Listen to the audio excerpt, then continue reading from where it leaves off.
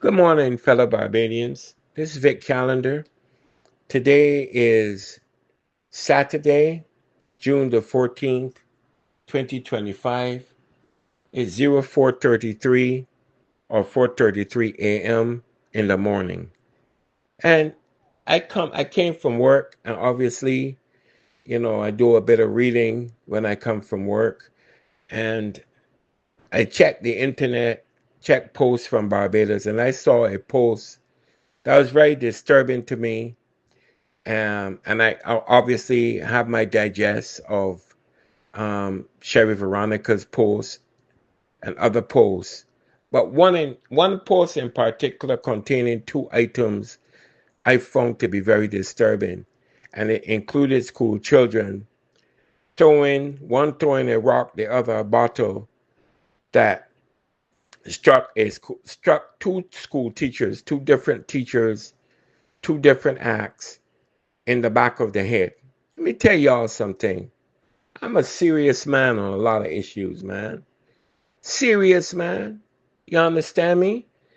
Let me tell you something.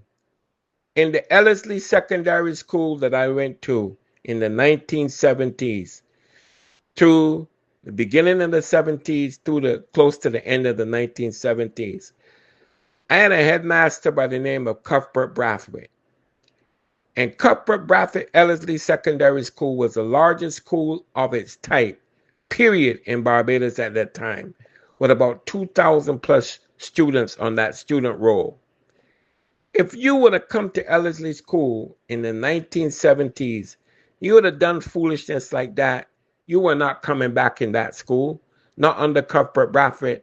That man was honorable out of Salter, St. George. You weren't coming back to his school. You were not coming back up in that school under any condition.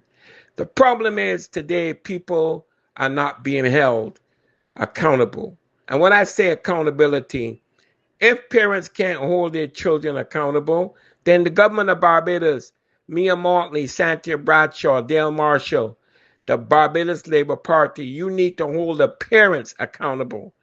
Guess what? Go to the judiciary, pass laws legislatively, go to the judiciary, have laws in place that when students mess up like that, both the student and their parent are committed to community service on Saturdays and Sundays. If they're Seventh-day Adventists or Muslims, you know, allow them to worship, but they ain't going to worship all day on both of those days. You believe that.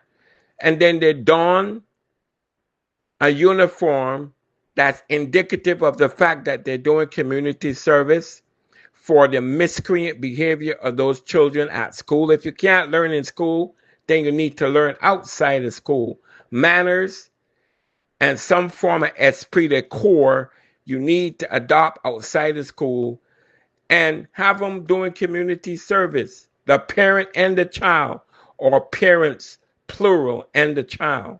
And I guarantee you that that level of behavior would change. And I'll be damned if anybody is going to tell me anything about being liberal. Liberal causes, liberal this, liberal that. It's all rubbish. People need to understand the actions have consequences, positive and or negative. So when you commit to being disruptive in school, to not following instructions, that leads down the road to criminal enterprise, the criminal element. You end up in places like dogs, lifting weights and having sexual encounters in the penal colony. They changed the culture starting with the children and then changed the culture in the penal colony in Barbados to reflect that DOS is not a hotel. It is not a place for pleasure and lifting weights. Bring those convicts out, especially the ones that are closer to the end of their sentences. And guess what? That's your community work. That's your road building projects. That's cleaning up the roads and cleaning up the beaches and cleaning up other places. They can do that stuff while they're monitored by these guards and whatever else. But we've made it convenient for people to commit crime and mockingly look at it laughingly as if it's a pat on the back, as if they should receive some form of a knighthood. No, actions have consequences. And unless you get serious about bringing back the death penalty, to hell with Amnesty International, bringing back the death penalty and bringing back corporal punishment, guess what? Right? We don't deserve to not have those two things, corporal punishment and the death penalty on the books. We don't deserve to not have it. Our behavior has shown that we are not responsible enough as a society to be walking away from criminality.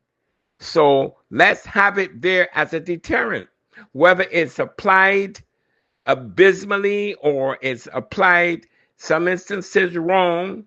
Yes, because we are humans. It is better to have it as a deterrent, that and corporal punishment, as opposed to having nothing, where criminals now believe that they can go to Dodds or wherever, pleasure themselves, and recidivize eventually. Well, it's a mocking, laughing situation.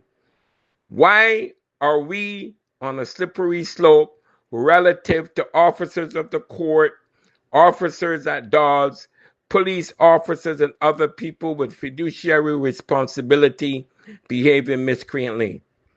The society needs to take a reflection of its own self, and we should be dotting our I's and crossing our T's relative to holding people accountable. They know that they're doing wrong, but they don't believe that the consequences of doing wrong outweigh the consequences of not doing wrong. So if you put something out there that prompts them into thinking, if I kill this person or rob this person or do something that I shouldn't be doing, especially an elderly person, a child, or a vulnerable woman, then they'll continue to do as they do. And we'll continue to complain about it, Madam Prime Minister. We'll complain about it in perpetuity. Well, we'll have these flowery talk sessions, and they're all BS sessions, really, typically. I'm not here to be politically correct. I'm here to be country correct. But to hell with political correctness when people are dying, when we have a pandemic in the school system of miscreant children allowed, facilitated by their lawless parents who act complicit to not having discipline of children in these schools. Teachers shouldn't have to worry about teaching and discipline. They're not babysitters. They're not the babysitters of the freaking parents. Get your acts together. Get busy at solving these problems and stop acquiescing to criminals and the criminal element and miscreant school children. It's time that this foolishness stops. If you're wearing a school uniform, if you're in school, if you're on your way to school, you act miscreantly, apply a 3 strikes rule. After 3 strikes, the parent or parents and the child, community service, Saturdays and Sundays, with a uniform on, and it should be shamed. It should be a shaming event that lets society know that you're a miscreant child at school, and as a result of that, you had community service, you and your parents, on weekends. That's how it should be, period. Help me spread the word about Naked Departure via social media. Subscribe and share to show support and love for our channels.